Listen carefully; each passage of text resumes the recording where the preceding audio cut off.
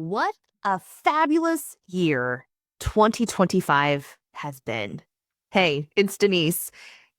And the Working Moms Redefined podcast was started in March.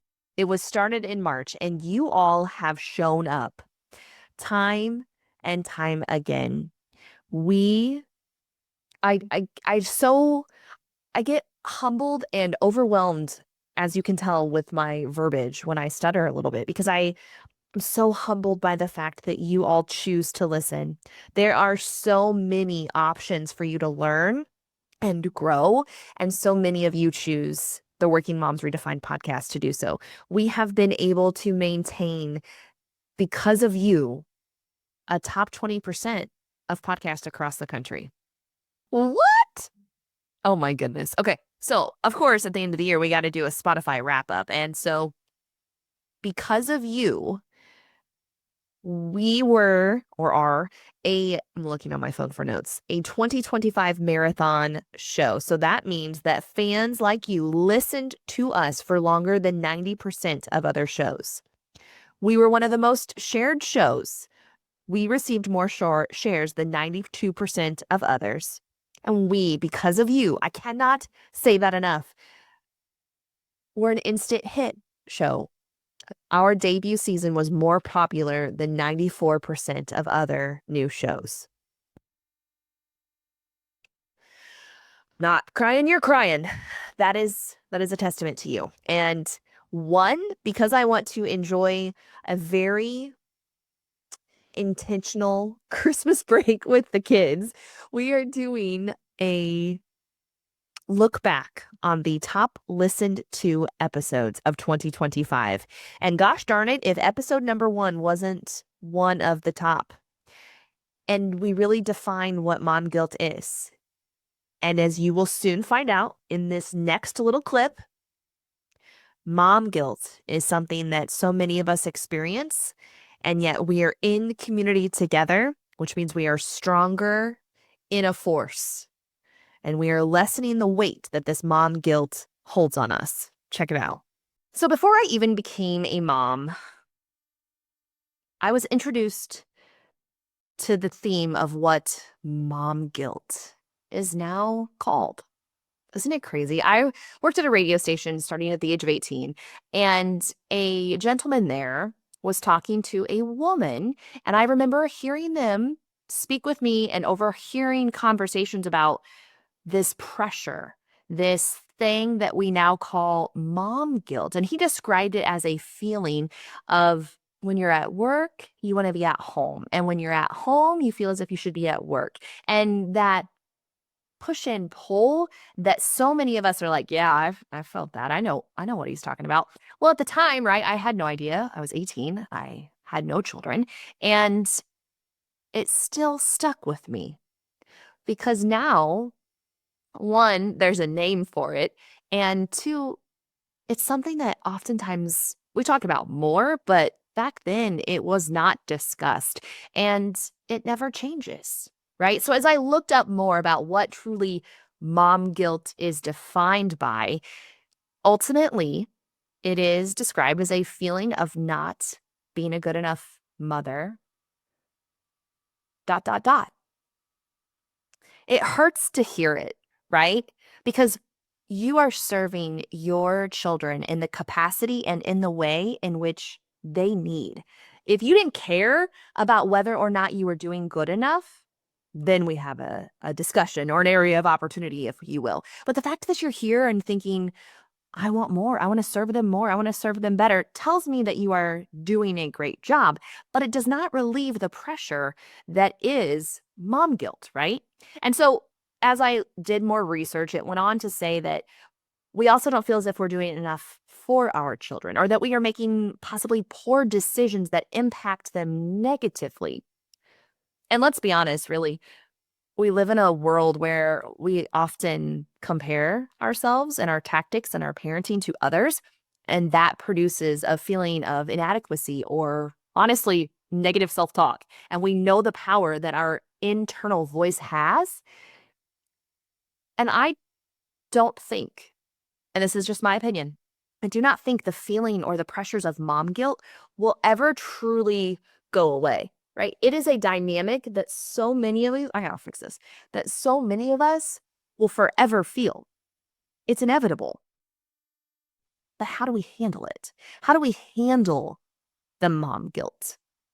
That feeling of feeling like you're falling short. And nobody wants somebody else to feel like that. So then why do you allow yourself to feel as if this is the case? So rather than tell you, oh my goodness, we are going to make you never feel mom guilt ever, ever again. Well, one, I'd be lying to you. And two, I don't necessarily think it's a terrible thing to a degree.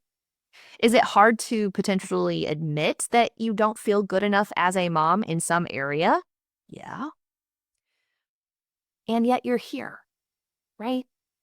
So many feelings or byproducts can happen when we experience mom guilt, whether it's negative emotions of guilt or shame or regret or even sadness, internalized expectations, right? Whether we put those on ourselves or our partner or our kids, there sometimes are expectations that we have not clearly stated, which then only fuels mom guilt. It could have an impact on parenting. And honestly, like those situations, they're in your mind. They stay there longer than they probably should. And so that is where this mission has been laid on my heart to help working moms like you know that you're not alone. I was listening not too long ago to some statistics about, and the explanations truly, of being alone and the concept of loneliness and how those are two very different things. Being alone, you can be content and happy. Let's be honest, right? Like you're all moms here. When you like some alone time, and that would provide, hopefully, a sense of contentment, a sense of peace. But loneliness is almost like a mindset. It's an experience that we are feeling. And I want to make it very clear that you are not alone in this journey. I don't want you to experience the feelings of loneliness and thinking that, man, am I the only one that feels this way? Am I the only one that feels as if I'm not good enough and everybody else knows what they're doing? No, we are all in this together. And although that might sound cliche, I also mean it for the hard stuff. I also mean it for the things that are not often discussed, right? Because we want it to be able to be said that we're raising good kids and we're thriving in our careers. Because let's be honest, you can't always leave work at work, and you don't and shouldn't leave home at home. We want and expect a life and career where both flow back and forth, a harmony, if you will. And that's the goal. Balance in life does not exist. This will be not the first time that you will hear me say that. Balance does not exist. We are in different seasons of life. We want to create cohesiveness and joy while also realizing that there will be sadness and hardships along the way. So the whole desire of this podcast is to empower working moms to truly break free from the grip that mom guilt has on us. We're not going to remove it. We are going to lessen its impact in a negative way so that we can feel good about raising good kids and thriving in our careers. It can be done. And, not but, and some days it will be easier than others, which also means it will be harder on other days. Which I hope you know my heart. This podcast, like I said, has been a long time coming. I had a morning radio show for several years. It was in West Central Illinois. I had a co-host. I've done it by myself. It was fun. But my heart at that point in my life was selfish.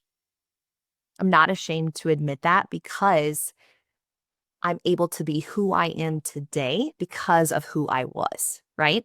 And so at that time in life, young 20, I hadn't been married yet, going through all of the fun stuff that entails. And I wanted to talk to be heard. I wanted people to know me. I wanted to be seen.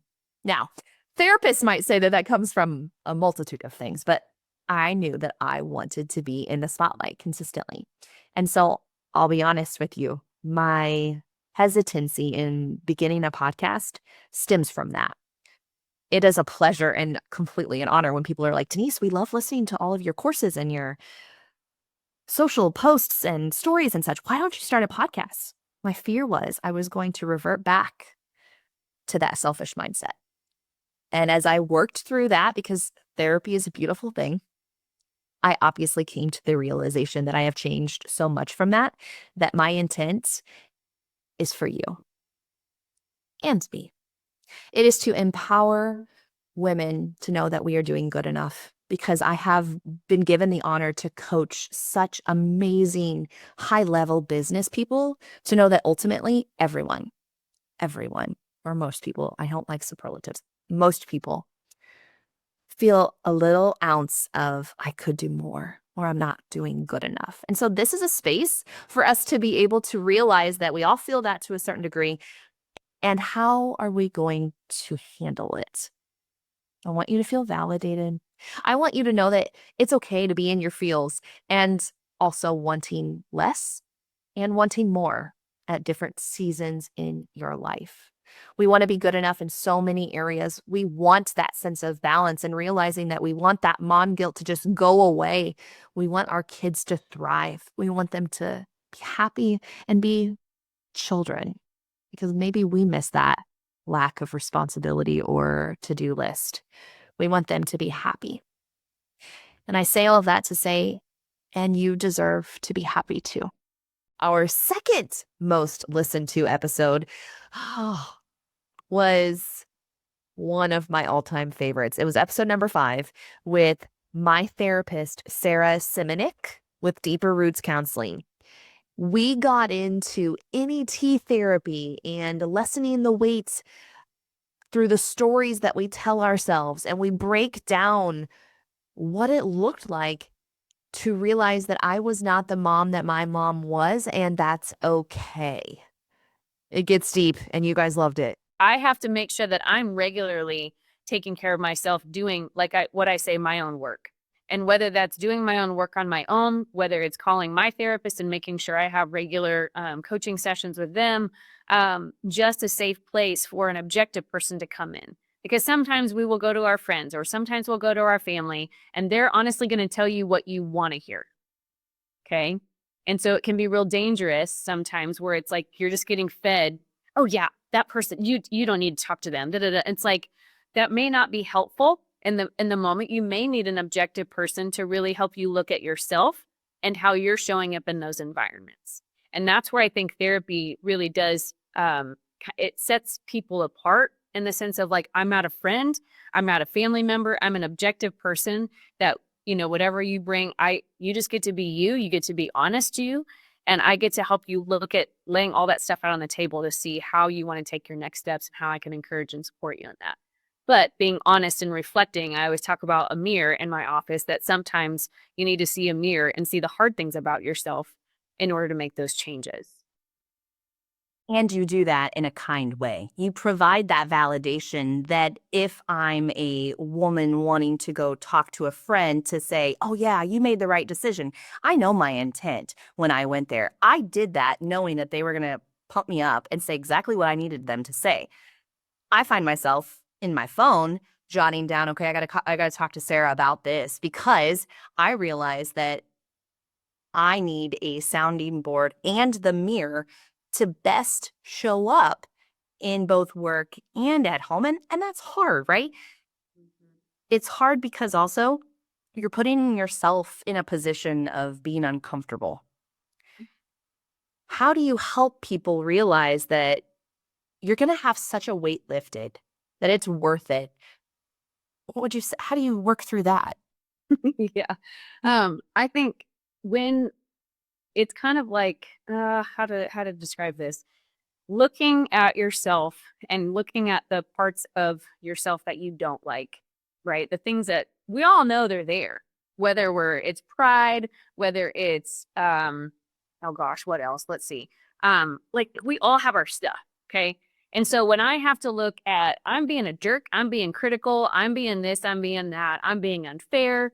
I'm just naming some of my stuff. When I was going to say, I'll get that list out for me. When I'm showing up and I'm just not the mom I want to be, or I am not the therapist I want to be, or the wife I want to be, I have to look at myself in the mirror. Okay. If I'm just going to blame my kids for everything, if I'm going to blame my husband for everything, or all my ridiculous clients, or blah, blah, blah, if I start to look outside of myself to blame everybody else, I can't control any of that because those are people and things that I cannot control. The only thing I can control is me. And to understand in all of us that we would all love to believe that we are good. I'm good. I'm awesome. I don't do anything wrong. I want to see a version of myself that's the best version, right? And oftentimes that's what we hear from our friends. Oh, you're great, girl. You're in the right. Like they acted that, da, da, da. Like, and so we get this, I'm good, I'm the right one. And we tend to avoid all of the other bad stuff that I always say we kind of put back here. I'm like, I'll just put in my backpack. That pride, that judgment, that criticism, that inability to say that I'm wrong. But that's still part of me. And if I don't look at that, I can't do anything about it. Therefore, part of what I say, like, I have to be able to control myself so that I can become the best version of myself. Part of that is bringing out, and I love the Enneagram in this, it brings out the good, the bad, the ugly, and the awesome. For me to be able to look in the mirror and say, yeah, I disassociate. I completely check out in my unhealth. I don't show up to life well. And then I wake up and all of a sudden I'm frantic because I have ignored that thing for like a month and now it's in my face. If I don't look at that, I can't know that about myself. I can't do anything different. Right. So I always talk about like when we step into therapy, we're trying to gain awareness of ourselves so we can take ownership of these things, take responsibility for what I can control. That's what I can change in my life is how I show up. Does that make sense of what I'm saying? Absolutely. And I want to give you credit because how often, listeners, do we get the opportunity to see therapists as real life people? Not always does that happen. And I think it's important, I know from personal experience, to be able to identify that because you realize that they have areas of opportunity as well. And so for you to be able to share those things honestly provides your clients and listeners an opportunity to be like, it's okay. And then once you know, it's your choice whether or not to do something about it. I think about the way I was raised. I have a really strong work ethic. I've been telling myself that my entire life. And then I find out that really, as an Enneagram 3 and as an achiever, I do that because ultimately I don't necessarily feel like I'm good enough in some areas. And so then I'm going to be like, okay, I'm going to stuff this, I'm going to put it in my backpack, as you said, and then I'm going to go do more and I'm going to go create more and I'm going to go get more external validation because that makes me feel good enough. And then as I store it in the backpack and you reach that goal, then the goal's not quite as sweet because I really didn't do the work on the journey. And one of the questions that Sarah had posed to me in the very beginning is, what makes you authentically you? I paused there for a reason because I'm hoping that you are thinking through, oh, what does that mean for me? And so then as I did jotting down thoughts and adjectives, and because I wanted to come back with a plan and look like I was awesome because I just want to impress my therapist and I did the work. And then I was like, I don't know. I'm doubting myself in every area because then it was at that point in time where I learned that I adapt can I say past tense? Maybe I'll say past tense. I adapted to the situation to best fit what others or what I thought it needed. And so really the hard problem in answering that question was because I'd really never given myself permission to do so. So as you're thinking through that, and maybe you didn't even hear what I just said because you're still stuck on what makes me authentically me, it's okay to identify that and get that stuff out of the backpack, even though it might be kind of hard. One way that you work with clients, Sarah, to be able to do that is through this thing called NET therapy.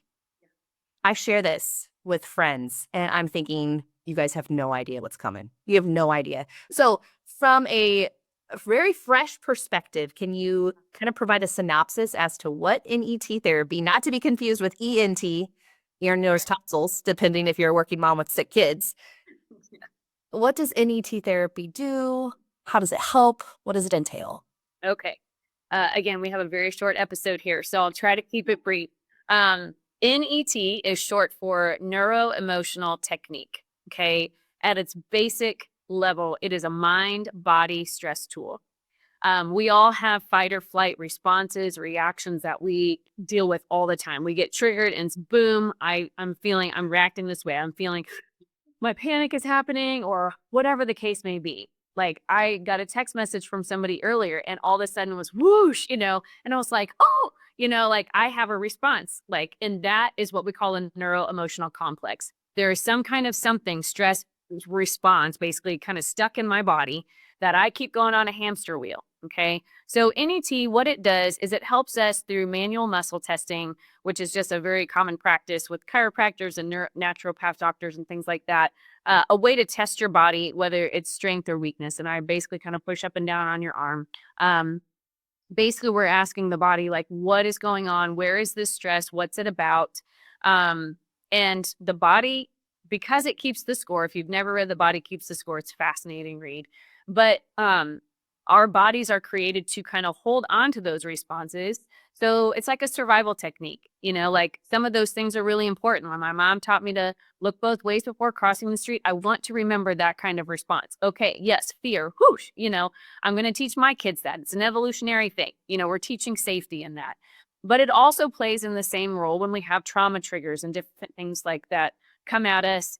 We get attacked by something, we get talked about, we end up, stumbling on stage in front of our whole senior class or something. Like those things stick with us, right? And we don't necessarily want them to stick with us, particularly if we've been betrayed or if we've had, we've been fired or things like that. Like I don't want to keep living out of that kind of stress response. So when people come to me, I do talk therapy, but I also do what we call like body work.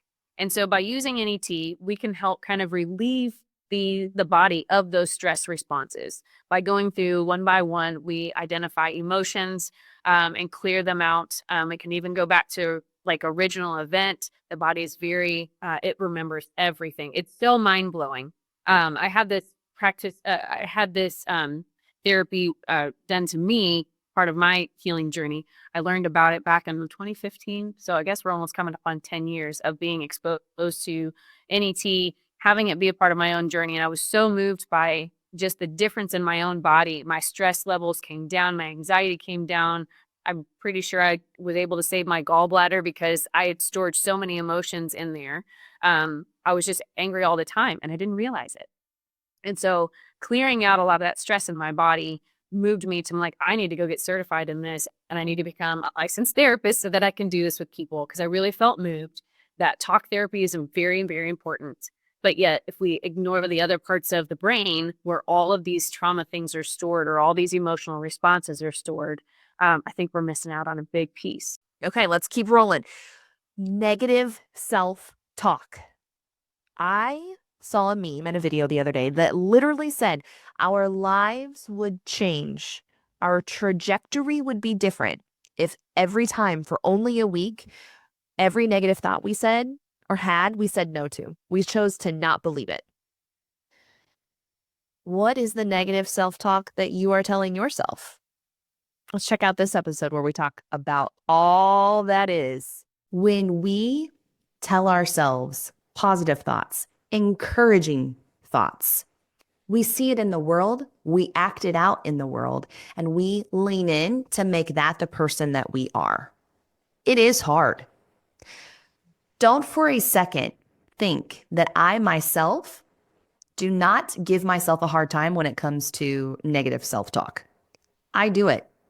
That is part of the reason why this podcast was created. Remember, I wasn't the mom that my mom was.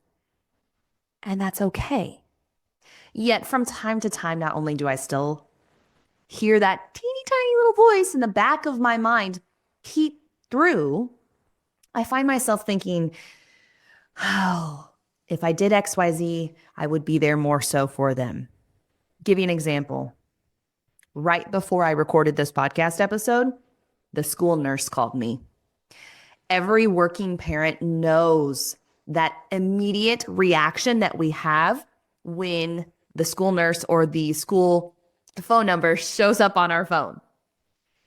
Instantly, it's what's wrong. And his tummy hurt. Hudson's tummy hurt. He was not feeling great. We went through all of the qualifiers, if you will, right? Did you just eat something? Did you go too fast on the merry-go-round? Did you poop? All of these things. And then I see it in his eyes.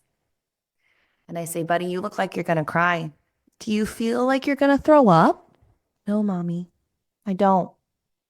Well, little did the school nurse know, I left for a trip, or I'm leaving for a trip.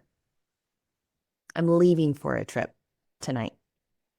I'm going to be away for 24 hours. He doesn't like it. So then I asked him, I said, buddy, are you afraid about mommy leaving? Are you going to miss mommy? And then, of course, his little face melted and he knew that mommy knew. Now, again, mom guilt was felt heavier in that moment. Yet the words I chose after that could have totally changed the way that he viewed that scenario. I could have easily said, you're going to be fine. Go back to school. Oh, I don't have time for this, Hudson. Go back to class. Or, did you poop? Why don't you just go try pooping and then let me know? Did maybe those thoughts cross my mind? That frustration of all of those scenarios? Not this time, but they used to.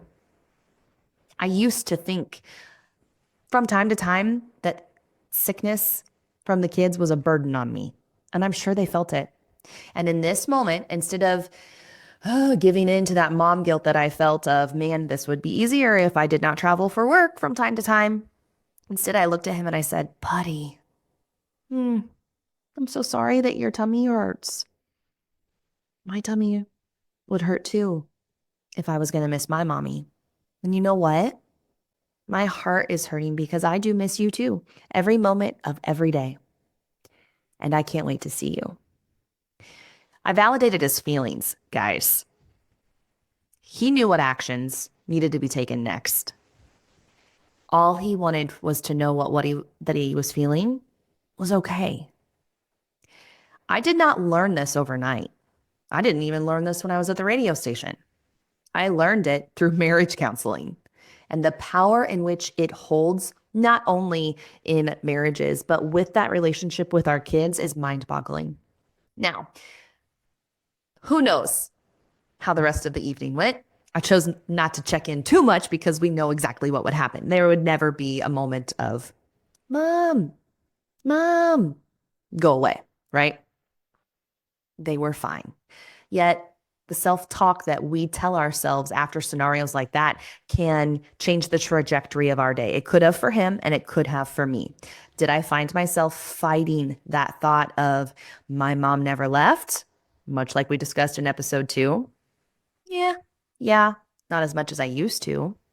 Did I realize that I was showing them and equipping them with confidence to know that they can do hard things? You betcha. If I let that stuff eat me, if you let those thoughts, those negative thoughts eat you, that will become your identity.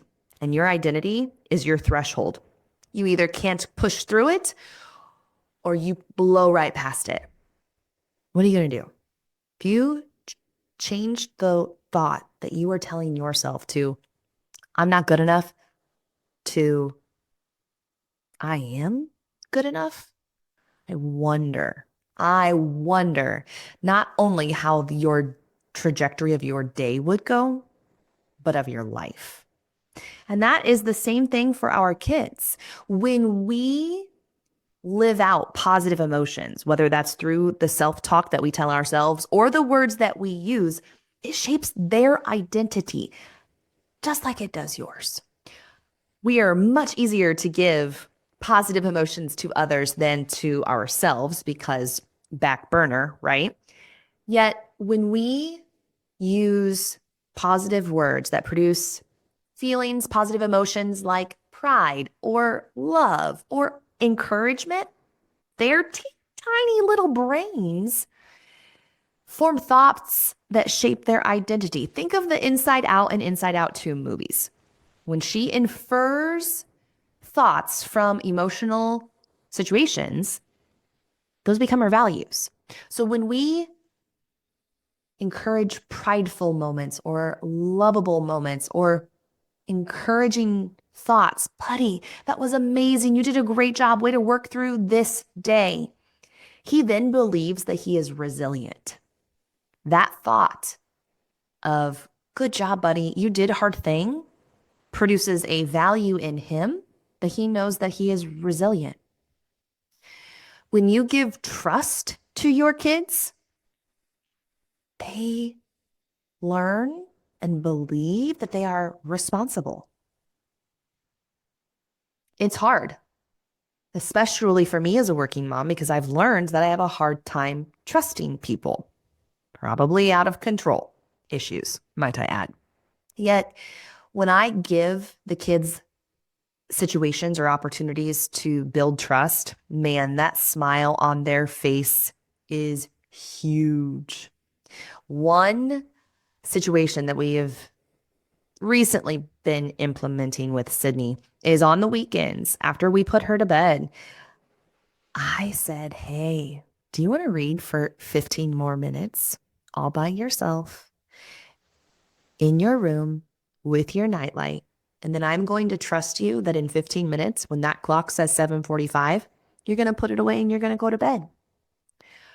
You guys, simple scenario, simple way to test the trust has compounded not only in her ability to believe that she's responsible, but the confidence that she can do hard things and that she is building trust within herself. All because I let her take the ownership of reading and turning her light off when I asked her to. We love the positive of this for our children. And yet we both know that negative emotions also shape our children's identities. Why wouldn't it? It shapes ours. I mess up with word choice. Later, we're going to talk about ways in which we can swap words out to have more of a positive mindset, not only for our self-talk, but for the conversations that we have with our kids. And I want to let you know right now that sometimes when I get frustrated, I am not quiet about it. For me, not only is frustration felt or seen through the words I use, I'm a breath, the sigh. My mom did that. I now do it too, to the point where I don't like it. I don't like that I do this. I didn't like it when my mom did it. And yet I have a really hard time stopping. Whether this was the right thing to do or not, I asked Sydney, I said, hey, when you notice that I breathe heavy and you feel as if it is in response to something you did or said, please draw attention to that. I want to know. Might be hard and scary, yet I want to know. And she did from time to time. And I've touch points with her. Hey, is that getting better? Either she's just gotten so used to it or she's forgotten. But hopefully it's because it has gotten better. Yet when we are frustrated with our children, that can generate a core thought of, I'm a burden. Of course they think that they would be a burden after I breathe heavily like that. I feel like I created that thought process in them. And it's true. And I want to work on it. And it's hard. These things that you might experience that are negative, that shape their identity, you and I both know you don't want to keep doing it. And yet if you knew how to stop, I know you would. You can't make a decision today and expect it to be completely fixed tomorrow. I challenge you to consider, is there something that you are doing that is negative action, or phrase that is producing a reaction on your children's part. Word choice is important, and that includes the removal of words in your vocabulary. I think back to when I was either 6 or 8, I can't remember, but we grew up across the road from my grandma Sharon, and we were playing Dee's Diner. And at that point in time, on a landline, you dialed the number, you hung up, and it rang the other phone in the other room. So for this scenario, we were in the living room, my sister and I, and Grandma Sharon was in the kitchen. And so we were playing Dee's Diner. I was calling to order my breakfast that day. So I dialed the phone number. I hung up, it rang in the other room, and I picked it back up. And Grandma Sharon on the other line said, Dee's Diner, what can I get you? Hey, Grandma, it's just Denise. I wanted to get, and she goes, whoa, whoa, whoa, whoa, whoa. She said, remove the word just in front of your name. You are a person of value. You are a person of worth. Again, I was under the age of 10. I hung up the phone. I was very confused. And I thought, what just happened? Well, I wanted to keep playing, so I tried again. I picked up the phone, I dialed the phone number, I hung up, it rang in the other room, and Grandma answered. And she said, Dee's Diner. And I said, hey, it's Denise. I just wanted to order some bacon. I wanted to order some bacon and I just want pancake. I lost it.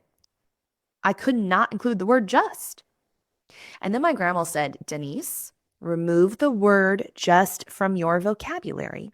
You are a person of value. You are a person of worth. Mind-boggling thoughts, guys. Now, if you're thinking, okay, wait, how can I apply that to my life currently? We're not playing Dee's Diner anymore under the age of 10, as maybe most of us wish we still were. Yet I think to when I was in sales. I knew this when I was in sales at a radio station, yet I didn't apply it. I think about how many proposals I sent off with follow-up emails that said, hey, it's Denise. Just wanted to check in and see if you all had any questions. I'm happy to answer any of them. Just let me know. Thanks, Denise. It's fine. I obviously did an okay job selling there. Yet I wonder how different it could have been if I removed the word just and instead said, hey, it's Denise. So nice to meet with you last week. I appreciate your time and consideration. Should you have any questions, let's set up a follow-up call to connect. Thanks so much, Denise. I'm not mean. I am not degrading. I am direct and still intentional with my words. And I removed the word just from the email. Now, I don't have any ROI or close rate comparisons to be able to tell you what shifted from those thought processes or those times or what might happen for you. But what I do know is that when you remove the word just from your emails, from your text messages, and your vocabulary, you give power back to your words and your self-worth. This is so darn fun. Okay, as we are getting ready for our next episode, I'm also looking back. I wore quite a bit of eyeliner. I don't really wear any eyeliner now. And as I'm looking back on some of these videos, if you watch this on YouTube, I have some heavy on the eyeliner edges. So anyway, 2025 has been a new year. Nonetheless, one of the best episodes that you all loved was learning how not to pee ourselves, ladies. How dare we? Kristen Daniels Thompson with Quincy Medical Group is a pelvic floor therapist. She is near and dear to my heart and so many of you. And she gives us tips and tricks and really educates us on what is normal and what is abnormal when it comes to literally peeing ourselves. I didn't even necessarily know what the pelvic floor is and why it's so important to our health. Can you elaborate on that? It is a muscle that a lot of people do not necessarily want to talk about or acknowledge that it exists, but it does. And it's different. It's a muscle like every other muscle, but it's also located in an area that isn't easy to stretch, that isn't easy to isolate or strengthen in an appropriate way. And when you go home from the hospital, you get the pamphlet that says do your Kegels. which is fantastic because you have to make that muscle contract again, no different than your bicep has to contract for you to get food to your mouth. But it also has to relax to allow bodily functions to happen. And it's a huge part of your lymphatic system. It's a huge part of the ADL that is sex.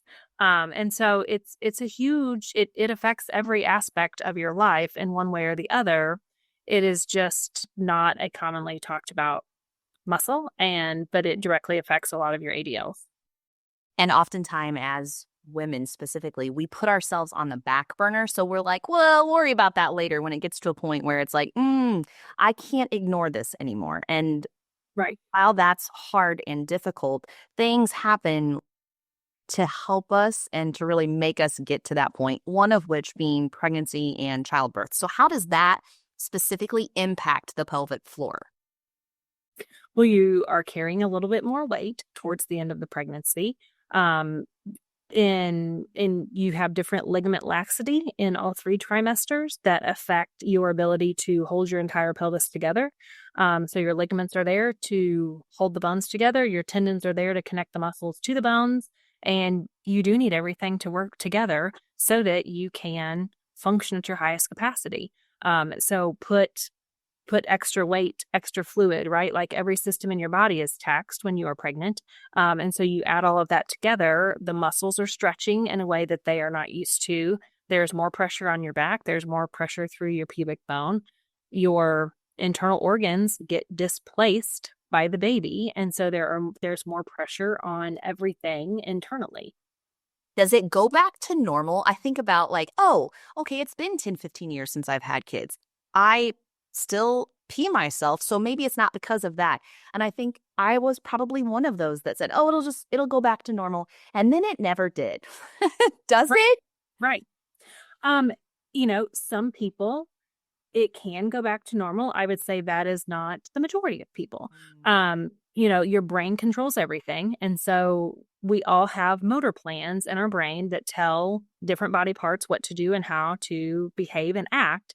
And so what happens commonly, your brain maps as normal. So for 9 months plus, depending on how quickly you have your kids back together, depending on the taxing activities of your body after having the first or the second and how many come after, I don't know that your brain always gets that motor plan. You don't just bounce back to that typical motor plan where everything works like it should prior to getting pregnant. So the majority of the work is just retraining those motor plans. And then I use the analogy, they're back in the filing cabinet. We just got to pull them back out to the front so that wipe the cobwebs off of them so that you can use them again because you had them previously. So it's just a matter of figuring out how to make those connections again so that then the right way is what is done commonly and your brain maps that as normal. We're going to get vulnerable here. And I think about, I, at one point, had gone to 3 other physical therapists specifically for pelvic floor before Kristen. And it came to a point, like I said, before kids, I didn't even wear underwear half the time. After kids, if I didn't have a stick in, those panty liners, or I would have like those ultra pads, because if I knew I was jumping, if I knew that there was going to be alcohol, I would have to prepare for that, or I was going to literally pee through and in my pants. And that's how I knew that I was at my breaking point, is when I find that happened. I had gone through the ultra pad, and a girlfriend, I will never forget her, she came up and she's like, Denise, I think you peed your pants. And I looked at her and I said, I did, but there's nothing I can do, right? It was that point where I was like, no, this is not normal, right? And it's not normal. How do you convince someone who might be thinking, oh, I'll worry about it later, this is just normal for now? What would you say to them? And I think you have to prioritize yourself when you can. I think there is a lot more focus on self-care. There's a lot more talk about taking care of yourself. I think we do a better job as a whole of acknowledging more of the issues that a lot of women face postpartum. And so, no pressure. When you're ready to take care of it, come see me. But you got to do it when it's right for you. You got to be able to be in the place that you are committed to doing the exercises, that you have the time to pay attention to what you're doing, pay attention to what you're eating and drinking, and try to get all of the systems to work back together. And that is a time commitment. So you have to be in the right headspace too, and have good support, whoever that looks like, taking care of the baby. You can bring the baby to the appointment. Don't care. I'll hold the baby and talk you through whatever we need to do. And then everybody likes baby snuggles, right? And so it's all of that working together. So And also when it's the right time, when you're ready, and when you can make that commitment to yourself. And while giving yourself grace in the moment of, if you're listening and you have a 2-year-old and a baby in your arms, you're like, okay, I need this, but now is not that time. That's okay. That's where I was. And right. I later came when the kids were 4 and 6, and you could still help me even after that time had passed. So don't think that you are unteachable, that you cannot change, because that's what meeting with you does. And then you think about, okay, there's got to be a better way to say peeing myself. Is it like the technical term, right? Is it leakage? Is it incontinence? What should I really be saying? Both words are appropriate. Urinary incontinence is what the insurance company would approve it. Acknowledge as the ICD-10 code. I love it. I love it. How does, with this, how does pelvic floor therapy help lessen the severity, or even in my case, when I was peeing through ultra pads, get rid of it? I mean, I can't tell you what a gift that was, but how does the pelvic floor therapy truly help that? I think the way that we address the low back in it, we address the hips in it, we address your stress level, we address your nutrition, we address your sleeping, we address your hydration.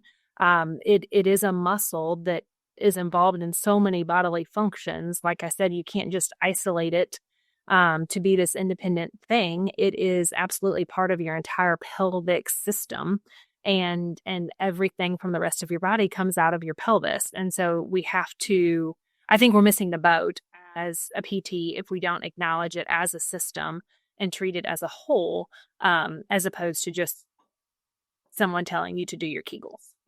Which we'll talk about in this. And Kegels aren't always the answer, right? Like your pelvic floor can be too tight and create an equal, sometimes more amounts of dysfunction if it is too tight.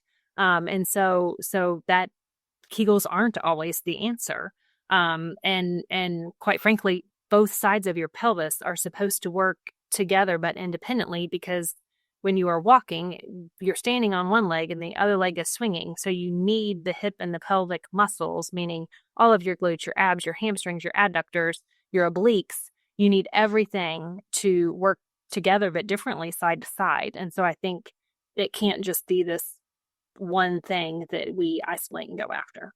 I want to make it very clear, listeners, I did not get a 6-pack after working with Kristen because of how well she worked my abs.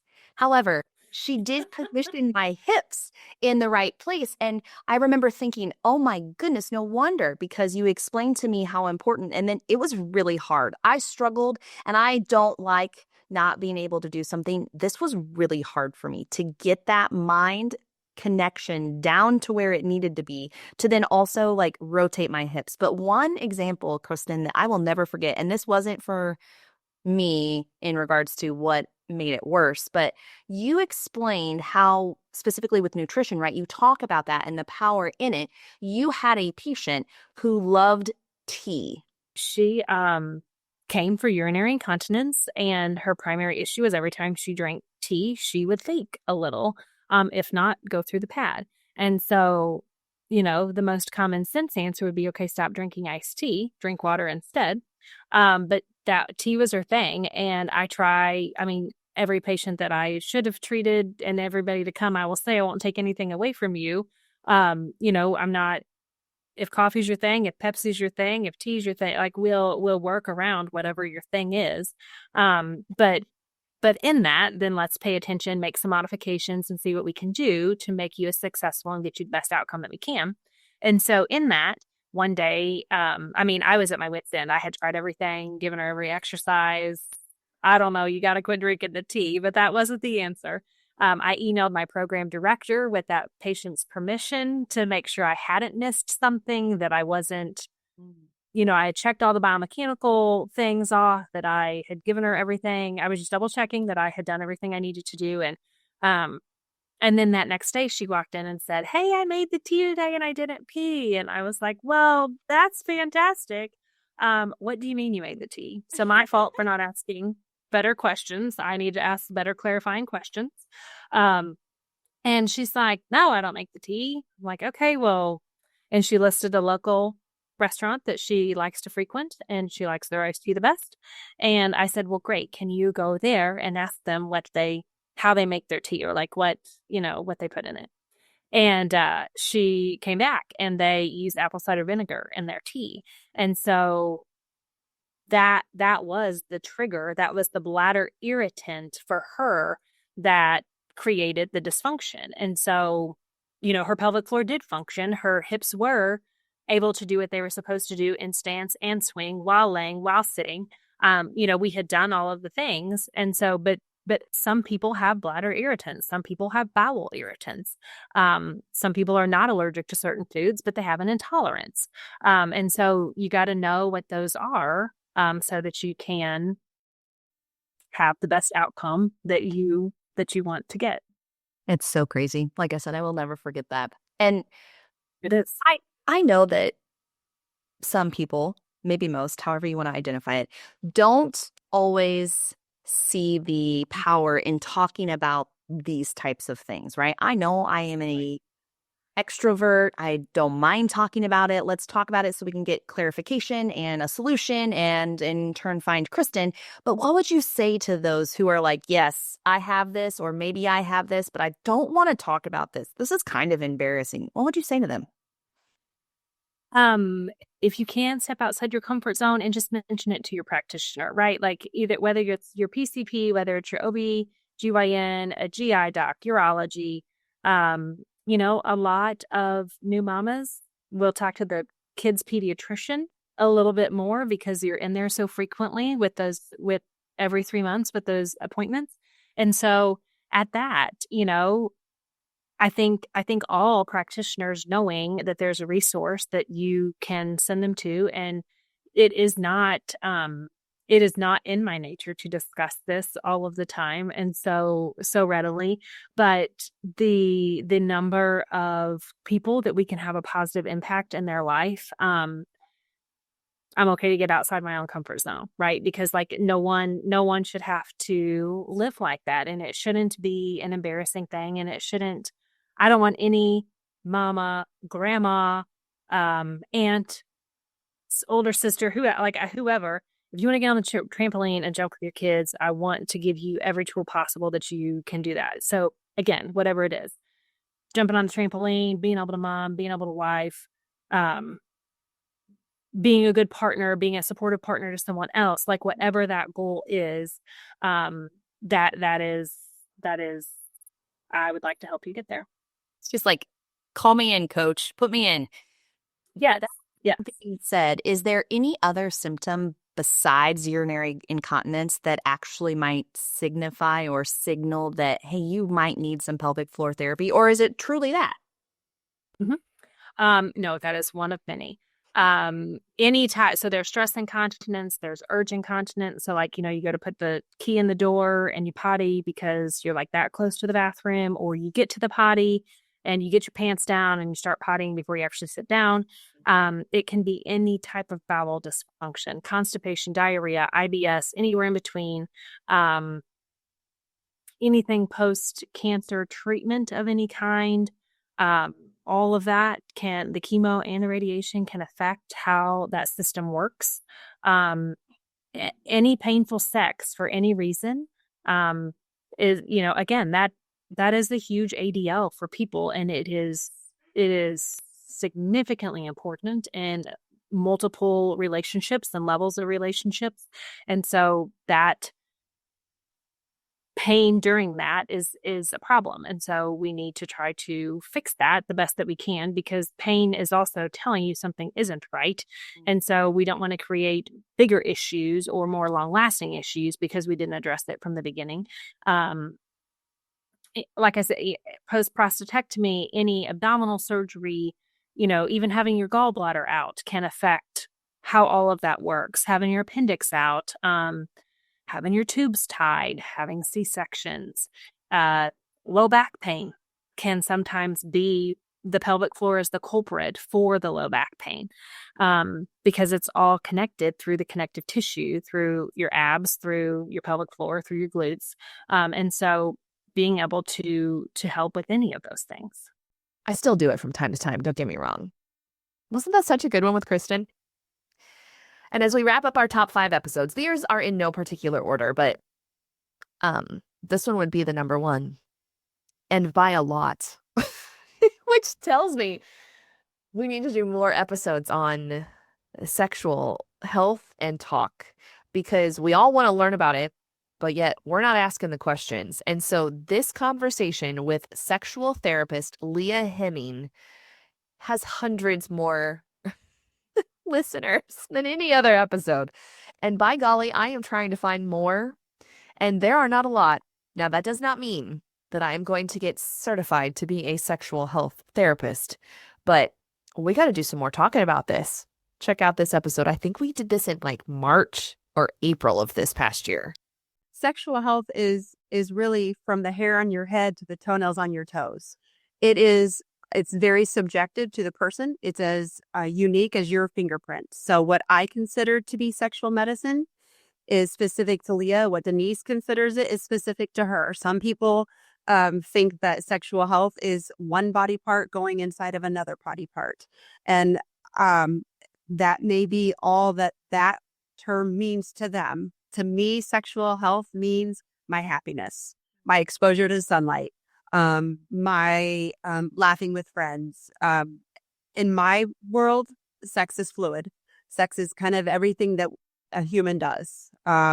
Whether it is a smile to a stranger, it doesn't have to be necessarily something that's intimate. It's whatever it means to you. It's sharing a connection, mostly with yourself, and then deciding if you want to share that with someone else. You have me pondering the question, so what is sexual health to me? As I'm sure so many listeners are. And I think back to what I was taught by my parents, honestly, because that's the only perception. And then you go out on your own and you try to figure it out. And when the way in which you describe it, it's almost giving me, and I'm sure several of our listeners, permission for it to not only be sexual intercourse. You, not too long ago, shared something on your social media page that talked about, maybe intimacy isn't taking your clothes off. Maybe intimacy is taking off your I'm fine. Wow, that hit. Because how many times, we all know what fine really means. How many times do we say, I'm fine, I don't want to talk about it, I'm fine, when really that is a level and of a connection that kind of goes along with your definition of sexual health, is when you show up as who you uniquely are. You're able to connect in ways that, yes, I love the example of the sunshine. Yeah, I'm able to feel really great about who I am and what my body feels like. And of course, that has a sexual health and wellness undertone. I'm not quite sure, as I'm jotting down what is sexual health to Denise, my answer in that. So I will get back to you, but I think it's going to be different than what it was prior to our conversation. So cool. When you jumped right in, and I loved that about the research and the education piece, and is there something that comes to the top of your mind about, man, I wish people knew this about sexual health? Oh, I just wish people knew that it's normal. It's normal to have questions. It's normal to question yourself. It's normal to, I feel like what's a common statement that I hear is, this is really weird. And I can assure you it's not. Weird is so subjective. Like, Leah is really weird. I can tell you that for sure. So what you consider normal for yourself is often very weird to someone else. So that's a very subjective term. But we are all uniquely weird, or we're all uniquely different. And that's what makes the world such a beautiful place. Can you imagine how boring it would be if we cooked the same meal every single day, or we wore the same jeans every day, or we had to have our hair the same way every day, just it's very fun to be unique. It's very fun to expand your horizons, and it's very fun to open the idea of sexuality and pleasure in ways that you never thought was possible. Otherwise, you could be eating the exact same meal 3 times a day for the rest of your life. One of the first questions I ask patients when they come is this causing distress? And whatever their concern is, or their chief complaint or whatever, if it isn't causing distress, then we kind of get to the root of it, of what can I do for you? Because in order someone to make a change, it needs to cause distress.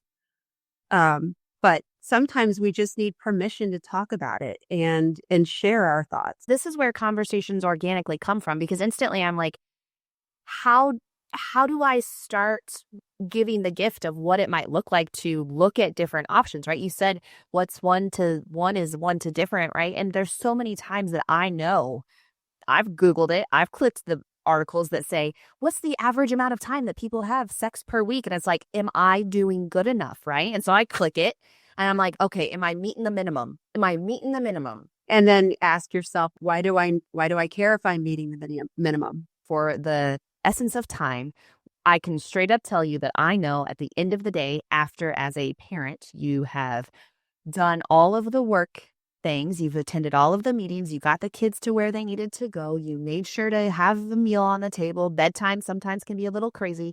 And at the end of the day, my tank is empty, right? That sexual desire is not there. 1, am I normal, right? 2, how can I see that this is not forever? Because this is a season of life. But is it going to be like this forever? Like, I know that people are asking themselves that. What would you say? Yeah. So, again, if you're asking if the fatigue after a long day of work and sports and all of the things is normal, I would say absolutely. At some point we have to rest and relax. And so when I'm talking to patients, I do get an idea of how much is already on their plate so that they can, make sure that they're spending enough time. But the bottom line is, what you spend most of your time with is where you'll put attention, or what's most important to you, you'll spend your time on. You'll make time for it. And yeah, that is one thing that we had discussed prior to this, is that sexual wellness is important for both women's mental and physical health. So how can that, if I'm thinking, okay, at the end of the day, yes, that's helped strengthen my relationship, but previously, maybe that hasn't been enough for me. What can I tell myself that, this will also benefit me this way? Yeah. So I kind of attribute it to checking in with yourself. So sometimes I'll just use myself as an example. Sometimes I'm kind of like, I get all the things done, that moms, women, working people get done, try to go to the gym, and you try to eat well and get your sleep and downtime and read and all of those things. But no, you have to ask yourself, what is the most important thing to me?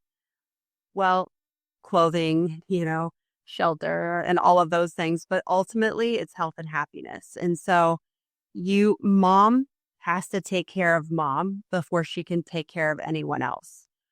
So Leah has to take care of Leah before she can help any of those 5 kids, before she can help my husband, before she can help patients, before she can do anything. So checking in with yourself is of the utmost importance. Becoming best friends with yourself is utmost importance. Giving yourself permission to ask the questions, giving yourself permission to say, hey, I do need some help with this, or hey, I've kind of done research on my own and I'm not able to really figure out answers on my own, and giving yourself permission that you are completely worth it. If it's bothering you enough to change, reach out for help. I mean, if my car started making a weird sound and not driving, I'm totally going to go take my car somewhere where they can fix it. You know, and you don't have to wait until something is wrong with your car. You know, I get my oil changed before my engine blows up. So I'm being proactive with it, just like I go to the chiropractor once a month, you know, just like I do all of the kind of maintenance things. I get my colonoscopies, you know, to check for all of the things, and the mammograms for all of the things. I don't wait necessarily until it's broken. And oftentimes we do wait until it's broken, and then we're in crisis mode. And it's far advanced of what it could be, but the easiest way to treat anything in life is to prevent it. So many good things in that, in giving yourself permission to be your best friend. And speaking from personal experience, right? If this intimacy is not discussed, there can be struggles that happen in your relationship, and then you're at a marriage counselor for 2 years, then versus having spent the time to prevent what it could look like. And so then the question comes to mind is, you have some really great examples as to what it looks like if time is a constraint, probably specifically more so with younger kids. Different though when they're getting older. You have tips and tricks. One could be even that you block out time each week to spend one-on-one with your partner. Can you elaborate with that? Yeah, and in that conversation, it is very hard to raise tiny humans and stay connected. You know, I'm at an advantage now because I don't have little tinies anymore, but it is very hard when you're sleep deprived and you're kind of new in the professional world, and finances and getting a promotion or however that looks, or car repairs. That's a lot of extra stress, and it's hard to shut that stress off to go into kind of an intimate mode. But intimacy, because it can be whatever you want it to be, intimacy can even be holding hands, you know, just holding hands with a partner, or spending time alone, or just making sure that you have time for what makes you happy. Not necessarily what makes your partner happy, but what makes you happy first. And so tips that I give for parents or caregivers, or however that situation looks, is schedule it. You know, I schedule time every morning when I'm getting ready for work to brush my teeth, and I schedule time every evening before bed to floss and brush my teeth, because it's important to me. No matter how busy I get, no matter if I had a death in the family, no matter if I had to tell a patient some really bad news, I still schedule that time in the morning to brush my teeth, and I still schedule that time in the evening to brush and floss my teeth. So it's important to me. I'm always going to have teeth. I'm always going to have a threat of cavities. It's important to me to brush my teeth. So it's determined. It's helping you to give permission to make something a priority to you. You know, just like anything else, if it's important, you'll find a way to do it. So just giving parents permission to do that. I don't like the word selfish, but it's giving parents permission to put themselves first. Children are beautiful. We teach them so much. They're the future of the world. I mean, there are so many studies about the benefits of spending time with children, and how much fun it can be, but there's a backside to that too. And it's stressful. And so, scheduling date nights, you know, slipping a little, I love you text message throughout the day if you love your partner. If you don't do it. Slipping a note in their vehicle, you know, before they go to work. You know, slipping a little note in the underwear drawer. I mean, I'm just giving some examples, but I mean, writing a little love note on a piece of fruit and having it, you know, in their car when they go to work in the morning. That's sex, you know. It's whatever you want it to be. Given a wink, which I'm horrible at winking with with one eye. But finding out what it is and then just experimenting with it. There's Pinterest has some really cute, really kind of fun little things that sometimes I tell clients, like they'll explore that. Sometimes just shutting the radio off when you're on a road trip and asking, would you rather questions. It's getting that intimacy. But again, knowing who you are first, because you're the only one that really truly knows what pleasure feels like to you. So sometimes it's getting back to the basics of that. And if we're strictly talking about sexual pleasure in the fact of like pleasure as in erogenous pleasure, making sure you know what that feels like for you. To realize too that not every time is going to be amazing. Not every day is a good day. Why would we expect every time? Sometimes we almost put too much weight around it. Oh my gosh, we're spiraling. We are not in a good relationship because the sex wasn't good that day. But this doesn't mean really anything, right? Yeah, and I have clients too that we talk about that too. Just how long has the concern been going on? What else is going on prior to this concern? What had it been like? So just to kind of determine, is this an acute concern or is it like a chronic concern? Has this been going on since childhood? Has this been going on since marriage? Has it been going on since the birth of a child? Has it been going on since a diagnosis of this? So kind of understanding where the concern, if they can kind of trace it back. But sometimes it starts all the way from what we were taught and what we've been exposed to. And so, yeah, it's just like kind of peeling the layers of an onion back and getting to the core, because sometimes they're a person's chief complaint or main topic that they want to discuss is actually not even really related, is not the bigger picture. And so you kind of trace back just through interviewing and, like our skills that we've developed in interviewing process and in getting to kind of the root cause. And sometimes people don't want to get to the root cause. And then we just focus on the surface. So it's whatever the person wants out of it is what they will get out of it. I can go as deep as anybody wants to go, because I'm in the business of diagnosis. And so I will give them the service that they're asking for. Okay. Those were the top 5. We'll do it again. We'll do the other 5 next week on as we wrap up a successful year. Gosh darn it. A successful year of the Working Moms Redefined podcast. And it's all because of you. Thank you.